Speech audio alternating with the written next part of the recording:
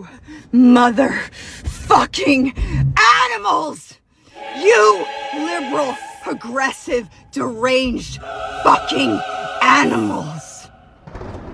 You are so hateful in your hearts to go out and shoot a young man who's never hurted anyone with Christian values, a young, beautiful family, a father, a husband, a friend, a son.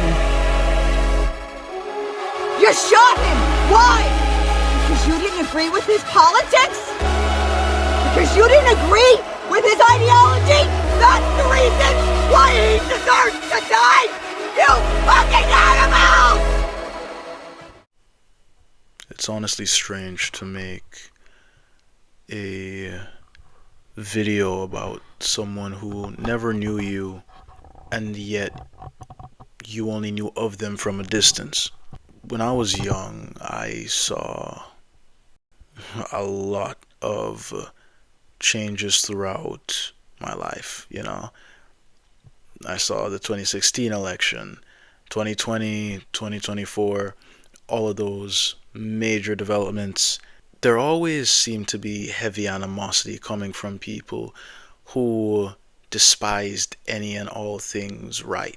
It was very emotionally driven arguments also. I get why.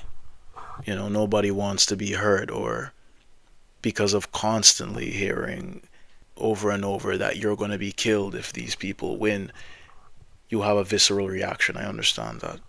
Actually seeing someone who is as moderate can be getting killed, and yet getting accused of being the worst thing to have ever walked the face of the earth, it strikes a chord with you, and you feel a great injustice done.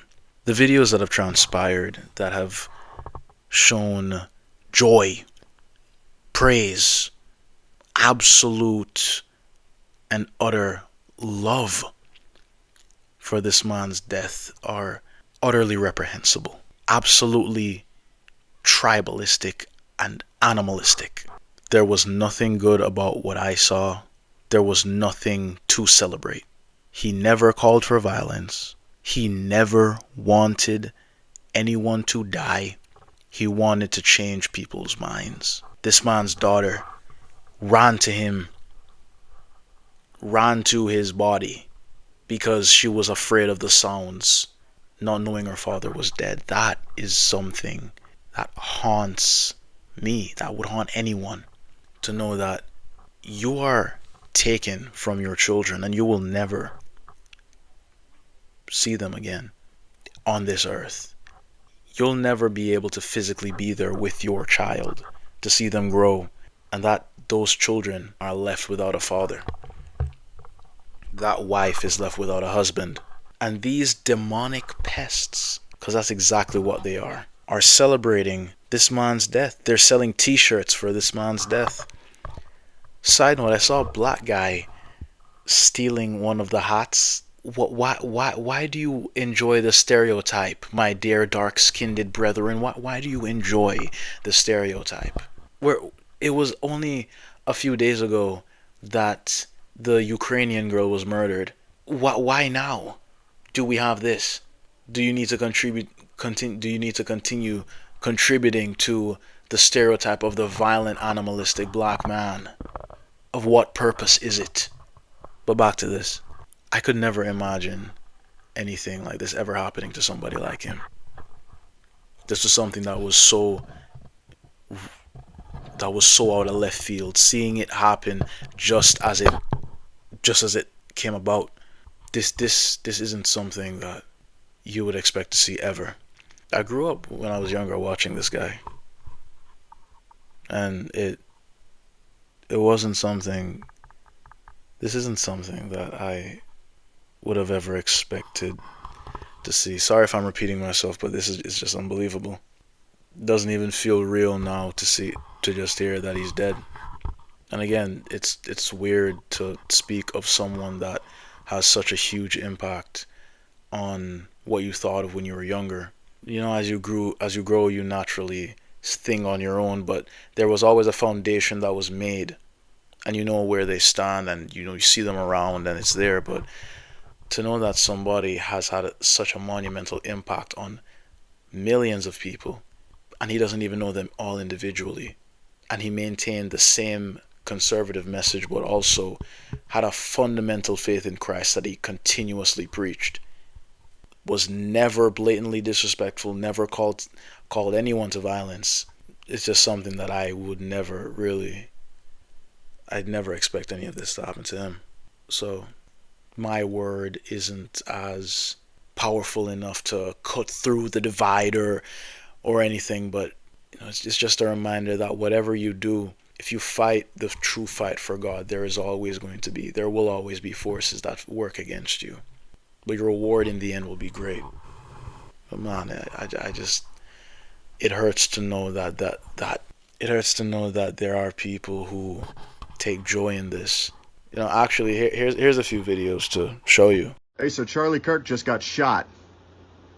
Maybe there are good guys with guns out there. Update. Charlie Kirk is officially looking up at us, and I'm about to head to the grocery store because I'm making ribs tonight. Oh, but he was a man with a wife and kids. Yeah, and now they're safe from him. I'm already seeing some of y'all do it. That moral standpoint of, oh, I don't care how you feel politically. Nobody deserves to. Wrong. Some people do deserve to. He was a demon. Why do y'all do this? Why do y'all pretend to feel sad when a karmically deserved outcome hits someone who is evil? I don't get it. I don't understand. He was a demon. I'm glad it happened. I got giddy reading it. This idea that we need to be civil in the current American political landscape, laughable. It's laughable. Let this be a lesson to all those other conservative freaks, those little weirdos with podcasts. Just know your necks are on the line. Your necks. No. Your necks. Hello? Bitch, did you hear Charlie Kirk just got shot in the neck? Actually, no, I'm listening to Man Down by Rihanna. Do you support his death? I do. You support his death? Fuck Charlie Kirk. You support Charlie Kirk being killed? Yes, I do. On the day he died, you're here at a vigil for Charlie Kirk and you support his death. Do you support a Nazi? No, I don't support a Nazi. Charlie Kirk wasn't a Nazi. Yes, You support his shooter? Yep, sure do. Free him. You support Charlie Kirk's shooter? Sure do. He does all a favor. Would you shoot somebody like Charlie Kirk? I would have killed him myself. What you saw shows you exactly the type of disassociation and hatred that is shown by the other side, to such a degree that it's almost hypocritical the way that they profess the other side is. They say the other side is hateful. They say the other side deserves to die. They say the other side is this, the other side is that. They abuse, they torment.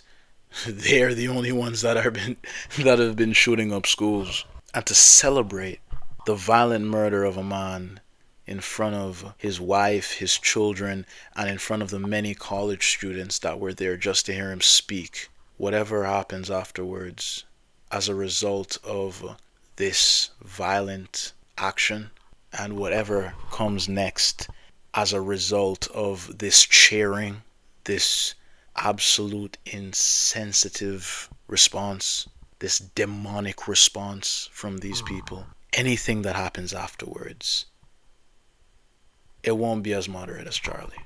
Many people like Candace Owens have called him an amazing man, a great man. His opponent, Dean Withers, he himself, he shed tears over him, saying that no one deserves to die because of this. His wife, his kids don't deserve to see him like that. They never deserve to see him like that. You never know the impact somebody has on you until they're not there anymore. But to see it like this, it's hard to reconcile with, So he was a good man. He is a good man. He always has been. He fought a good fight and he's at peace now. To those people who, not even knowing whether or not he was dead or alive, just enjoyed the fact that he died, like a villain needing to be removed, like this is a television show. To the people that celebrated and dehumanized him further, that didn't care about their own children, the outcome, the response to this will be so enormous that any pleading, any begging, it will not satiate the monster that's unleashed. I don't pray for civil war, but everybody thought that if Trump died, there would be civil war. I just know that living life in America after that won't be the same.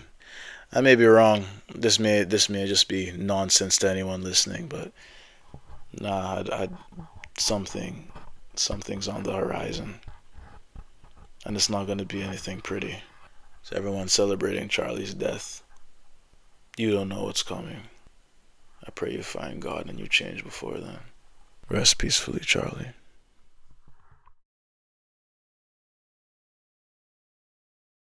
If I die, everything just goes away. How would you, if you could be associated with one thing, how would you want to be remembered? I want to be remembered for courage for my faith. That would be the most important thing. The most important thing is my faith in my life.